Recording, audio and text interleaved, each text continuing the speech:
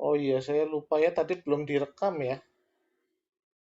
Ya nanti bisa, padahal saya tadi banyak yang di luar materi ya. Saya lupa. Kita lanjut ke BUD ya tadi untuk yang slide terakhir tentang BUD. Saya ngambil dari USB 795 dan 797 kalau nggak salah ya. Jadi di sini contohnya untuk preparasi sediaan yang non steril ya. Eh, ada yang tahu bedanya sediaan steril dan non steril atau mencontohkan? Kalau kita minum tablet itu steril atau tidak steril ya?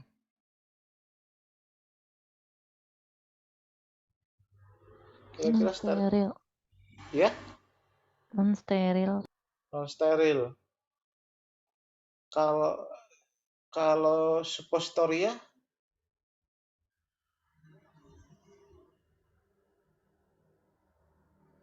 suppositoria ya. Contohnya kalau pirexin sup itu ya. Itu steril apa enggak?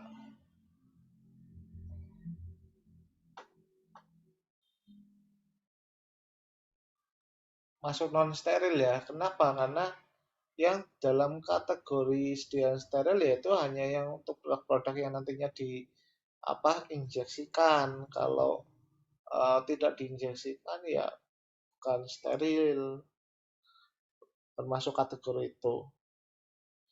Nah, ini contoh ya untuk dosis form untuk obat-obatan yang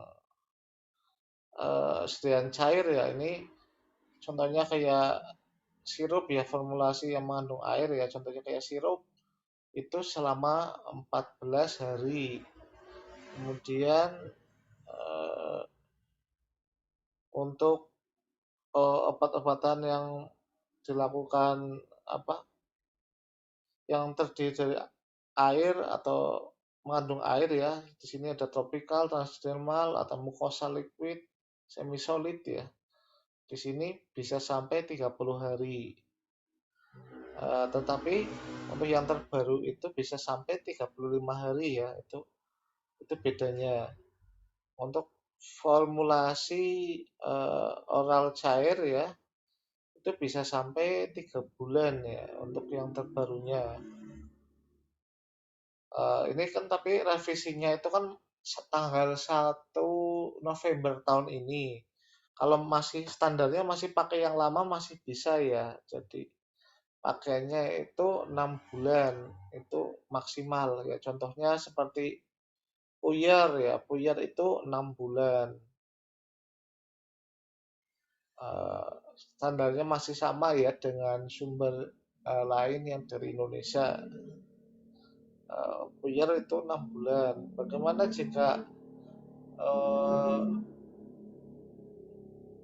apa komponen puyernya itu ED-nya lebih pendek ya berarti pakainya ngikut yang ED yang paling pendek. Ya ini kalau yang 797 kalau nggak salah itu khusus untuk eh, ini ya untuk sediaan steril ya. Ada beberapa kategori satu dan 2. Kalau kategori satu itu pada eh, ini apa room temperatur ya pada suhu suhu ruang itu maksimal 12 jam ya untuk peracikan. Makanya ini sebagai dasar bahwa peracikan atau compounding sediaan cair itu minimal 12 jam. Kecuali untuk obat-obat tertentu yang mudah rusak ya contohnya ada koamexiklaf ya atau Clanex, kemudian itu aja sih. Maka perlu diperhatikan harus segera diserahkan ke pasien karena akan resiko mengalami kerusakan.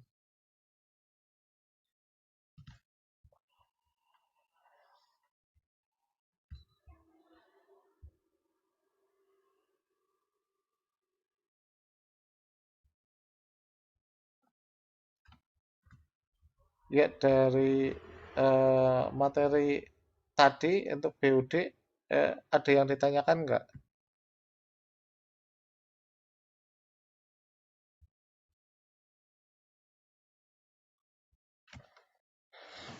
Dari BUD rata-rata banyak ini ya yang keluar ya untuk contoh kayak buyar gitu kapsul ya itu kan 180 hari di ininya apa BUD-nya.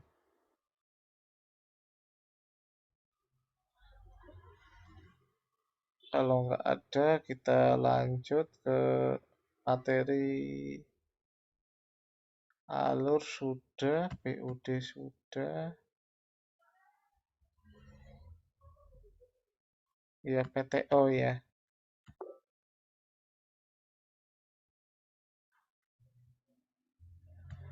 Ya, terkait dengan PTO, pemantauan eh, terapi obat. Ya, PTO merupakan salah satu kegiatan farmasi klinis ya. Kegiatan farmasi klinis ya yang dilakukan oleh apoteker ya. Karena TTK itu tidak melakukan PTO.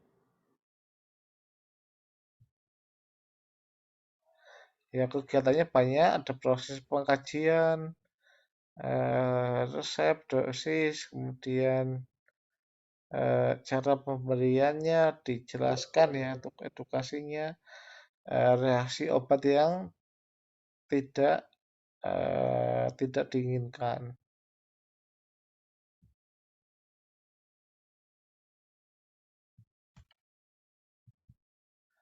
Tujuannya supaya terapi itu optimal ya.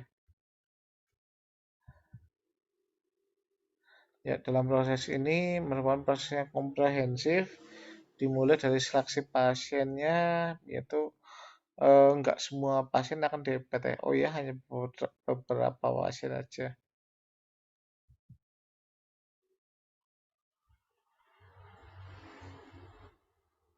Kemudian untuk seleksi ya, dalam proses seleksi ini kita perlu perhatikan kondisi dari pasiennya, multi penyakit hingga overdosis.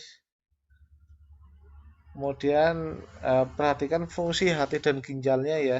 Contohnya kalau pasien yang mengalami kerusakan pada ginjal maka eh, hindari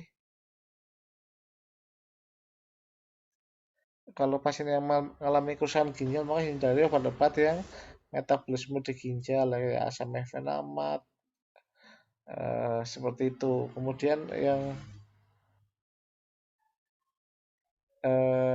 untuk yang tahan ya, yang tahan terhadap terhadap dingin ya ini maaf bukan ini. Untuk seleksi seleksi pasien ya untuk kondisi penyakitnya, contohnya sakitnya yang kronis atau tidak ya nanti kalau yang kronis biasanya diutamakan untuk dilakukan apa dilakukan ini ya PTO. Kemudian multi pasien ya, atau multi penyakit dan eh, sifatnya multidisipliner ya. Jadi nggak cuma dokter saja, tetapi eh, ya ini untuk penyakit untuk polifarmasi saja. Kemudian penyakit kanker ya, untuk pasien kanker yang menerima sitostatika, kemudian pasien yang gangguan fungsi hati maupun ginjal ya. Kalau gangguan fungsi hati ya contohnya pemberian hampir semua obat sih ya untuk merusak di hati ya, obat-obat TB ya itu kan merusak hati. Kemudian kalau yang di ginjal yaitu genta ya, genta misin itu contohnya. Ada genta, ada eh, amikasin, kemudian kanamisin ya, itu contohnya.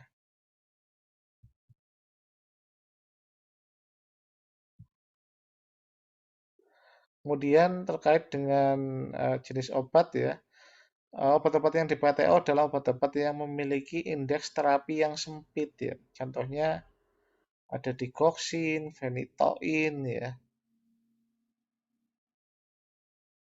Kemudian selain itu ada obat yang nefrotoksik ya.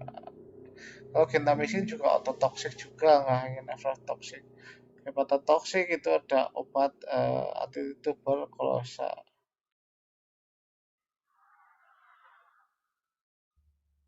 Kemudian obat-obat yang mudah menimbulkan ROTD ya.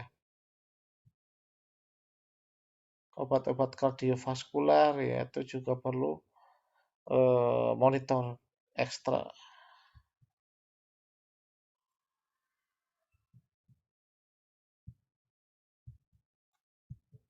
Ya, dari sini ada yang ditanyakan.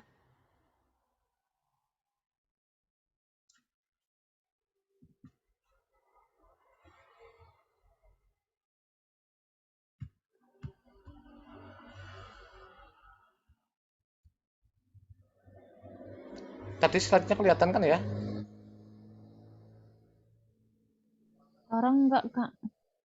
Ah, tadi nggak kelihatan?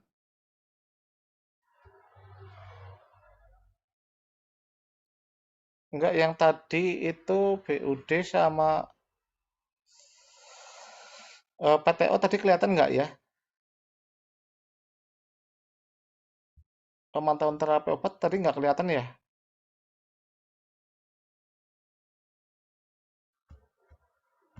PTO yang saya udah share apa ya? Bentar.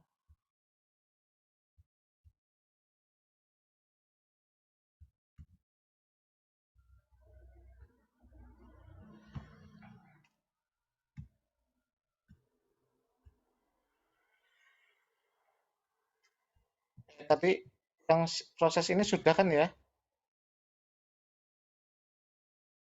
Sudah, Kak. Ya, ada ininya, slide-nya. Selanjutnya,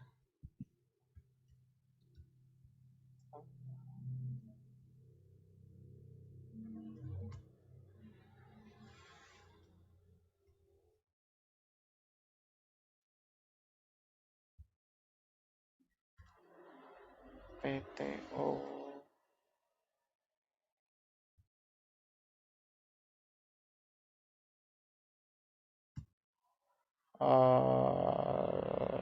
Pengelolaan limbah.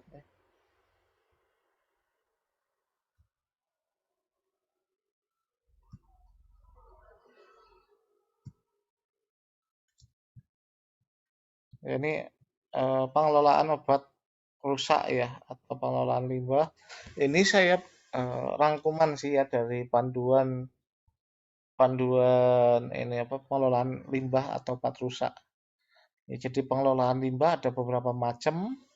Ya pertama dikembalikan ke produsen ya. Ini dikembalikan ke produsen itu contohnya untuk produk apa? Produk yang berbahaya ya. Contohnya kalau mungkin radioaktif, kemudian untuk kemoterapi atau obat-obat yang kadaluarsa ya yang bisa ditarik lagi oleh produsen. Kemudian dibuang langsung ke tempat pembuangan akhir sampah ya.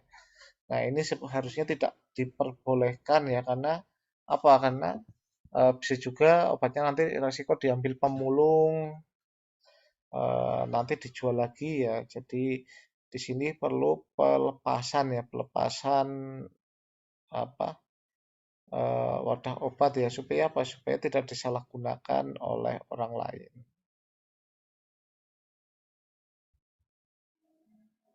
Kemudian ada di apa? Dengan cara ini kan tadi langsung ada imobilisasi limbah ya. Ya ini yang tadi sempat saya jelaskan ini dienkapsulasi di obat dimasukkan ke dalam apa ya? Ke dalam dream kemudian 75% diisi dengan uh, apa? Limbahnya, kemudian 20% itu dengan medianya ya, media bisa pakai semen dan sebagainya. Dan ada insertisasi ini prosesnya meliputi contohnya kayak kalau sirup ya. Kalau sirup itu dibersihkan label dan kemasannya ya nanti digerus dan dicampur dengan air atau semen kapur menjadi pasta. Kemudian ini apa? Limbahnya baru dibuang ya. Jadi melalui beberapa proses ya, tidak langsung serta-merta dibuang. Ya contohnya kalau yang dibuang ke saluran pembuangan air ya itu bisa contohnya eh, sirup ya, sirup yang diencerkan terlebih dahulu. Kemudian bakar di tempat terbuka ya, nggak semuanya harus dibakar di tempat terbuka. Contohnya apa? Ya dibakar yang tidak boleh apa ya? Contohnya seperti ganja ya. Kalau ganja dibakar di tempat terbuka kan malah nggak baik ya.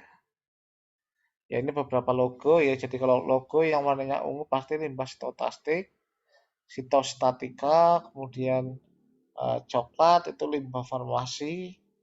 Kalau infeksius sudah ada tulisannya biasanya infeksius gitu.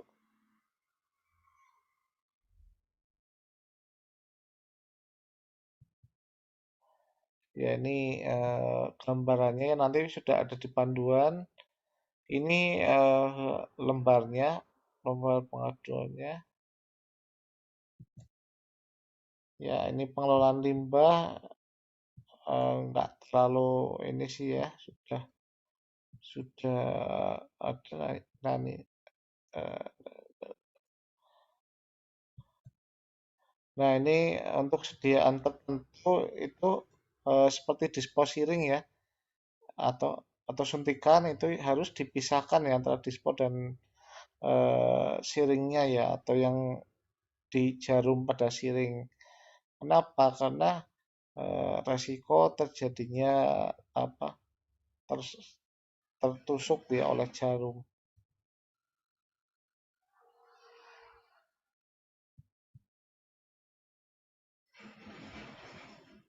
Ya obat kanker tidak boleh dibuang langsung ke ipal ya. Ya ini kira-kira ada yang ditanyakan nggak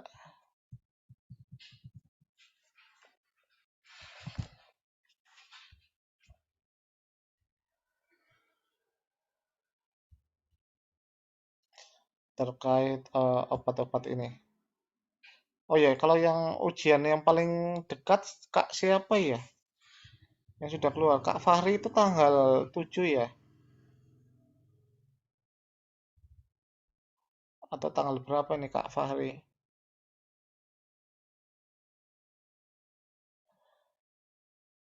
Kak Fahri tanggal 7 ya. Kita ini ya apa? Bimbelnya tiap hari aja ya. Nanti untuk saya kasih materi-materi yang eh, kemungkinan besar keluar ya, yang kisi-kisinya. Kalau hitungan kan hitungan dasar sudah bisa semua ya Kak Fahri. Ada yang ujian tanggal 8 nggak? Atau yang lain belum keluar jadwal?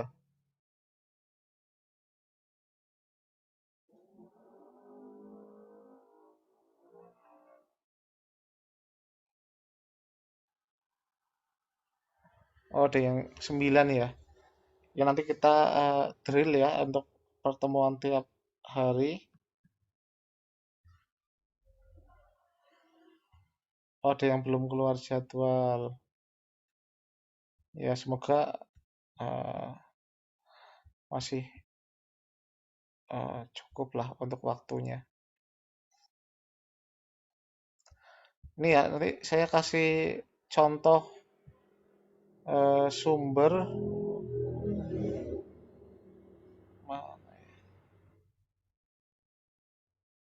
compounding.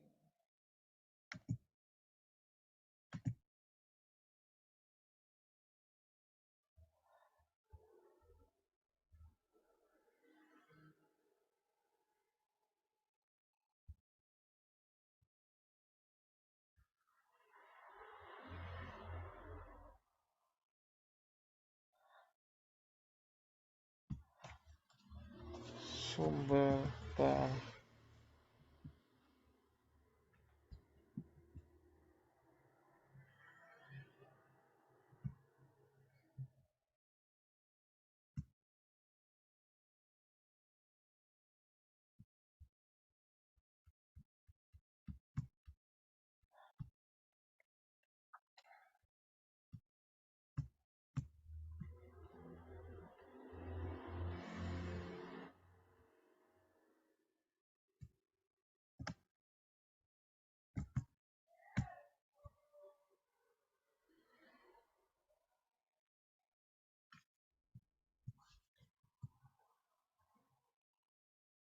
Ya ini ada sumber ya, sumber tapi sudah lumayan lama ya, ini tahun 2012 tentang BUD.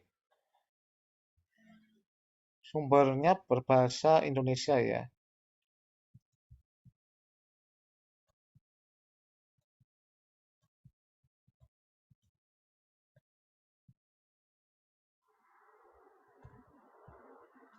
Yang mana ya nanti? Nah, ini ada juga ya untuk contoh-contoh soalnya terkait dengan BUD. Nanti bisa dipelajari ya. Ini nanti saya kirimkan. Tetapi perlu diperhatikan juga nggak semuanya itu serta-merta menggunakan ini ya. Contohnya yang gampang untuk kayak Puyer ya. ED itu maksimal, intinya ED itu 6 bulan ya. Jadi tidak mungkin maaf BUD-nya lebih dari 6 bulan karena maksimal segitu. Nah ini ada eh, rumusnya ya kalau penghitungan BUD 12 bulan ya berarti 25% dikali 12 bulan ya maka BUD maksimal 3 bulan ya ini ada contohnya. Tapi saya lebih condong untuk penghitungannya itu lewat ini ya dari USB langsung ya. Jadi lebih terjamin ya standarnya dan datanya juga lebih baru ya. Ya ini diperhatikan sekali ya untuk larutan yang mengandung air untuk formulasi yang mengandung air itu bisa sampai 2 minggu. Sisanya hampir sama, hampir mirip-mirip. Tetapi untuk eh, kita perlu apa menyesuaikan data pakai yang ini aja ya, yang dari standar luar negeri. Untuk formulasi contohnya kayak Buyar itu menggunakan 6 bulan.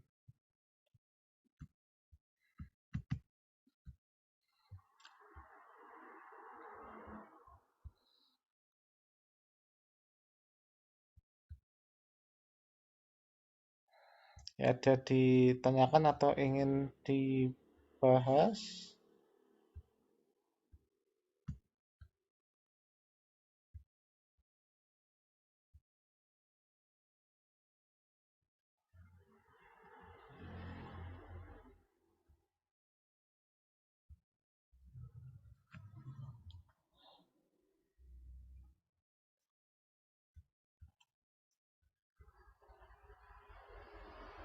Nggak ada yang ditanyakan?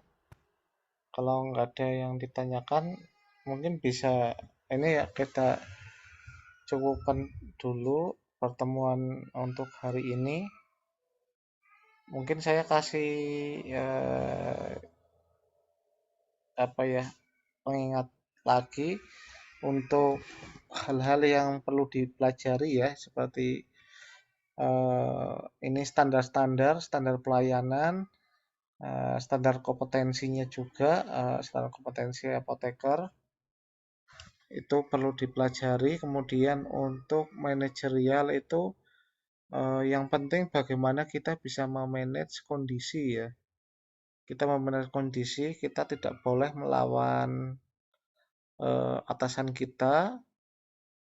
Kalau kita posisinya di tengah gitu ya, kita punya atasan, punya bawahan, tindakan kita itu hanya bisa mengatur bawahan ya. Pokoknya atasan itu kita nggak punya wewenang untuk mengatur. Seperti itu untuk terkait manajerial. Dan sosial kultural kita diharapkan sebagai pribadi sosial ya, makhluk sosial yang bisa nantinya berkomunikasi, kemudian bisa diajak dalam apa kerjasama ya, kerjasama tim, kemudian kita menjunjung tinggi untuk pemanfaatan teknologi atau pembuatan teknologi baru. Poinnya di situ. Untuk wawancara ya Pilihannya ada yang sangat setuju dan sangat tidak setuju ya. Jadi pilihannya kalau nggak A ya E ya. Saya lupa sampai E atau sampai D. Tetapi untuk yang keluar ke wawancara ya pokoknya kalau nggak A terus E ya. Jawabannya pilihannya cuma itu. Insya Allah lebih bisa membantu lah untuk belajarnya. Yang penting jangan panik, yang penting baca-baca aja buku. Kenapa? Kalau kita sering baca buku, walaupun kita setelah baca buku kok kita nggak hafal sama sekali, kita saat ujian bisa mengingat loh untuk pilihan-pilihannya. Percaya saja apa yang saya omongkan. Yang penting kita sering aja baca buku. Terus kalau H-1, kita lepaskan buku ya. Kita hanya baca sekilas saja. Jangan terlalu diforsir karena hari terakhir untuk istirahat saja. Karena soalnya lumayan banyak ya, terutama kompetensi teknis yang dimaksimalkan di sini. Ya itu saja sedikit pesan dari saya. Eh, ada pertanyaan nggak untuk yang terakhir? Kalau nggak ada, kita cukupkan ya untuk pertemuan hari ini. Wassalamualaikum warahmatullahi wabarakatuh.